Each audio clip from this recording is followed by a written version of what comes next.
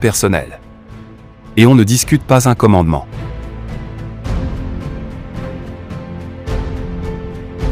Déborah la prophétesse. Le cas de Déborah la prophétesse, femme de Lapidote, est le véritable appât que le diable exploite pour piéger la femme à se rebeller contre Dieu, en exerçant la fonction de pasteur. Déborah n'était pas enseignante de la parole de Dieu, mais plutôt une femme qui exerçait le don de prophétie, et jugeait le peuple non dans le temple, mais sous les palmiers comme nous pouvons le lire dans le livre de Juges.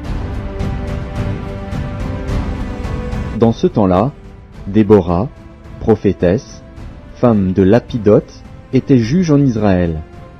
Elle siégeait sous le palmier de Déborah, entre Rama et Béthel, dans la montagne d'Éphraïm. Et les enfants d'Israël montaient vers elle pour être jugés. Dieu ne s'oppose pas au fait qu'une femme exerce la fonction administrative de juge. Et cela est d'ailleurs un type de l'épouse de Christ qui jugera le monde avec lui. C'est la raison pour laquelle la prophétesse Déborah a servi en tant que juge au même moment que Barak qui lui, est le type de Christ. Déborah connaissait la place de la femme, comme on peut le lire dans le même passage de l'Écriture au verset 9.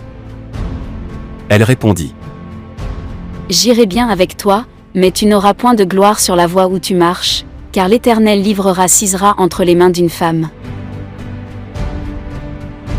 Le cas de Déborah en tant que juge en Israël constitue une exception à la règle, et c'est la raison pour laquelle Paul ne mentionne que Barak, lorsqu'il relate l'histoire des juges dans son épître aux Hébreux.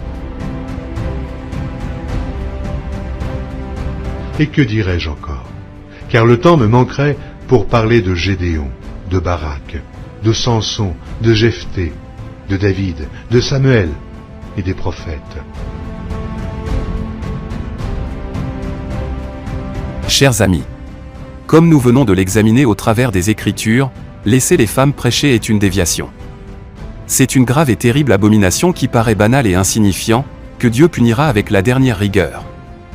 L'émancipation de la femme, la promotion ou l'égalité du genre, n'ont rien à voir avec les principes bibliques. Revenir à la parole originelle, ou demeurer dans les enseignements babyloniens et romains, adoptés par le christianisme depuis 2000 ans. Revenir aux fondements laissés par Christ et ses apôtres, ou rester dans le jézabélisme ou le nicolaïsme. Sortez de toutes ces églises dénominationnelles, et fondez votre vie chrétienne uniquement sur les actes des apôtres. Sortez de ces entreprises religieuses, n'ayez part à aucune de leurs hérésies, et le Seigneur vous prendra avec lui. Le Seigneur est à la porte, il est temps de revenir aux Saintes Écritures.